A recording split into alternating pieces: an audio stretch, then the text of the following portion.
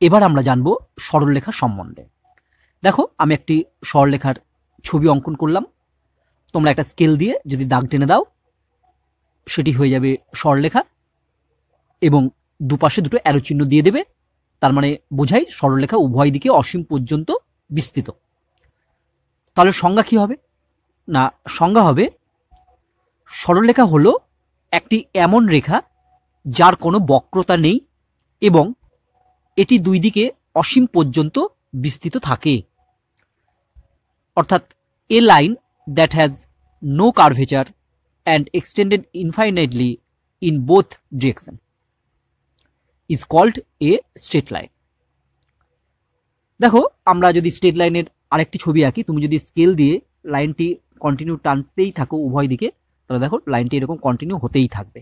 অর্থাৎ সরলরেখা উভয় দিকেই অসীম পর্যন্ত বিস্তৃত, অর্থাৎ এর কোনো শেষ নেই, উভয় দিকে যতদূর তুমি বাড়াবে ততদূরই যাবে।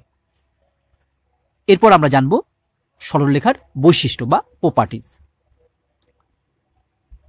1 নম্বর বৈশিষ্ট্যটি হলো সরলরেখার কেবল দৈর্ঘ্য আছে কিন্তু প্রস্থ নেই, অর্থাৎ a straight line has only length but no breadth. 2 নম্বরে আমরা জানবো সরলরেখার কোনো প্রান্ত থাকে না। দেখো সরলরেখার কোনো ধার নেই, কেন না সরলরেখা তো আমার উভয় দিকে অসীম পর্যন্তই বিস্তৃত, ঠিক আছে, তুমি যতদূর বাড়াবে ততদূর উভয় দিকে যাবে। তাহলে আমরা বলতে পারবো a straight line has no ends, অর্থাৎ সরলরেখা উভয় দিকে অসীম পর্যন্ত বিস্তৃত। এই যে তুমি যত বড় আঁকবে তত বড়ই আঁকতে থাকবে, হ্যাঁ, দুই দিকে অ্যারো চিহ্ন দিয়ে দেওয়া মানে বোঝায় যে সরলরেখাটি উভয় দিকে অসীম পর্যন্ত বিস্তৃত। এরপর আমরা 3 নম্বরে জানবো সরলরেখা উভয় দিকে অসীম পর্যন্ত চলতে থাকে, অর্থাৎ a straight line extended infinitely in both direction. 4 নম্বরে আমরা জানবো সরলরেখার মাত্রা, যেহেতু সরলরেখার কেবল দৈর্ঘ্য আছে প্রস্থ নেই, তাই এর মাত্রা হচ্ছে 1। The dimension of A straight line is 1। এবার আমরা জানবো বক্ররেখা বা কার্ভ সম্বন্ধে। তোমরা মনে রাখবে বক্ররেখা সরলরেখার মতো সোজাভাবে যায় না, এটা সাপের মতো এঁকে বেঁকে যায়। আমরা প্রথমে জানবো বক্ররেখার সংজ্ঞা বা ডেফিনেশন। প্রথমে আমরা ছবিটি এঁকে ফেলি। দেখো বক্ররেখার চিত্র হবে অনেকটা এইরকম, এঁকে বেঁকে যাচ্ছে এবং উভয় দিকে অসীম পর্যন্ত বিস্তৃত। তাহলে বক্ররেখার ডেফিনেশনে আমরা লিখতে পারবো যে রেখা সরলরেখার মতো সোজা না হয়ে এঁকে বেঁকে চলে তাকে বক্ররেখা বলে। অর্থাৎ a line that is not straight like a straight line but bends is called a curve. এরপর আমরা জানবো বক্ররেখার প্রপার্টিজ বা বক্ররেখার বৈশিষ্ট্য সম্বন্ধে। 1 নম্বরে আমরা জানবো বক্ররেখার কেবল দৈর্ঘ্য আছে কিন্তু প্রস্থ নেই, অর্থাৎ curves only have length but no breadth. 2 নম্বরে আমরা জানবো বক্ররেখার কোনো প্রান্ত থাকে না, অর্থাৎ the curve has no ends. 3 নম্বরে আমরা জানবো বক্ররেখা উভয় দিকে অসীম পর্যন্ত চলতে থাকে, অর্থাৎ the curve extended infinitely in both direction. 4 নম্বরে আমরা জানবো বক্ররেখার মাত্রা 1। কেন না, কারণ হচ্ছে বক্ররেখার কেবল দৈর্ঘ্য আছে প্রস্থ নেই, তাই বক্ররেখার মাত্রা হচ্ছে 1, অর্থাৎ the dimension of a curve is 1। এরপর আমরা আলোচনা করব সমান্তরাল সরলরেখা অর্থাৎ প্যারালাল লাইন্স সম্বন্ধে। দেখো এখানে তোমরা একটি ঘরের ছবি দেখতে পাচ্ছ। এখানে ঘরের মেঝে হলো একটি সমতল আর ঘরের দেওয়াল হলো অন্য একটি সমতল। এবার যদি আমরা ঘরের মেঝেতে কতগুলো সরলরেখা অঙ্কন করি যারা কখনোই পরস্পরকে ছেদ করবে না। অর্থাৎ মেঝেতে আঁকা সরলরেখাগুলোকে যদি আমি উভয় দিকে অসীম পর্যন্ত বাড়াই তাহলে তারা কখনোই পরস্পরকে ছেদ করবে না। তাই মেঝেতে আঁকা এই সরলরেখাগুলোকে আমরা বলবো সমান্তরাল সরলরেখা।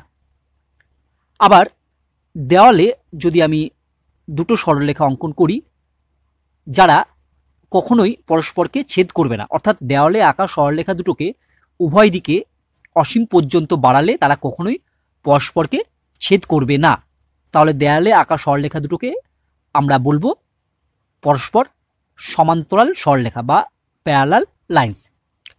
এবার দেখো, দেওয়ালে আঁকা সমান্তরাল সরলরেখা দুটোর মধ্যে যেখানেই আমি দূরত্ব নির্ণয় করি না কেন সর্বদাই সেম হবে। অর্থাৎ আমরা বলতে পারি দুটি সমান্তরাল সরলরেখার মধ্যে দূরত্ব সর্বদা একই থাকবে। কিন্তু আমরা যদি মেঝেতে আঁকা পিঙ্ক কালারের সরলরেখাটিকে বাড়াই, পিঙ্ক কালারের সরলরেখাটিকে আমি বাড়ালাম, আবার দেখো দেওয়ালে আঁকা পিঙ্ক কালারের সরলরেখাটিকে যদি আমি বাড়াই তাহলে দেখো তারা পরস্পরকে কি করলো না ছেদ করে দিল। তাহলে ভিন্ন সমতলের ওপর আঁকা দুটো সরলরেখা কিন্তু পরস্পর সমান্তরাল হবে না। তাহলে সমান্তরাল সরলরেখা আঁকতে গেলে কি করতে হবে না, সমান্তরাল সরলরেখা আঁকতে গেলে একই সমতলের উপর আঁকতে হবে। অর্থাৎ তুমি সমান্তরাল সরলরেখা আঁকতে গেলে হয় সেটা মেঝের উপর আঁকতে হবে, না হলে দেওয়ালের উপর আঁকতে হবে। চলো এরপরে আমরা সমান্তরাল সরলরেখার সংজ্ঞা কি হবে সেটা জেনে নিই। সমান্তরাল সরলরেখা হলো এমন দুটি বা ততোধিক সরলরেখা যেগুলো একই সমতলে অবস্থান করে এবং যত দূরই বাড়ানো হোক না কেন কখনো একে অপরকে ছেদ করে না।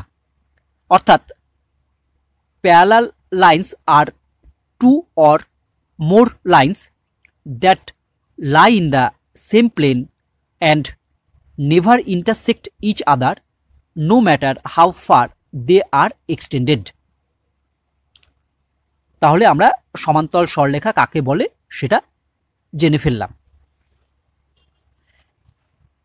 এরপরে আমরা কি জানবো না, এরপরে আমরা জানবো সমান্তরাল সরলরেখার বৈশিষ্ট্য সম্বন্ধে।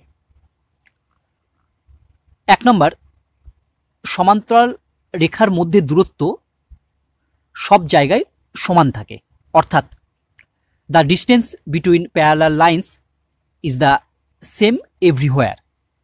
2 নম্বরে আমরা জানব সমান্তরাল সরলরেখা কখনো একে অপরের সঙ্গে মিলিত হয় না, অর্থাৎ সমান্তরাল সরলরেখা কখনো একে অপরকে ছেদ করে না, অর্থাৎ parallel lines never intersect each other. এরপর আমরা জানব পরস্পর ছেদি সরলরেখা, ইন্টারসেক্টিং লাইন্স। দেখো আমি এখানে দুটো সরলরেখা অঙ্কন করলাম যারা পরস্পরকে একটি বিন্দুতে ছেদ করেছে। এই বিন্দুটিকে বলা হয় সাধারণ বিন্দু। তাহলে পরস্পর ছেদি সরলরেখার সংজ্ঞা কি হবে না, আমরা বলতে পারবো দুটি সরলরেখা যদি একে অপরকে ছেদ করে একটি সাধারণ বিন্দুতে মিলিত হয় তবে সরলরেখা দুটিকে পরস্পর ছেদি সরলরেখা বলা হয়। অর্থাৎ if two straight lines intersect each other and meet at a common point, then the two straight lines are called intersecting straight lines.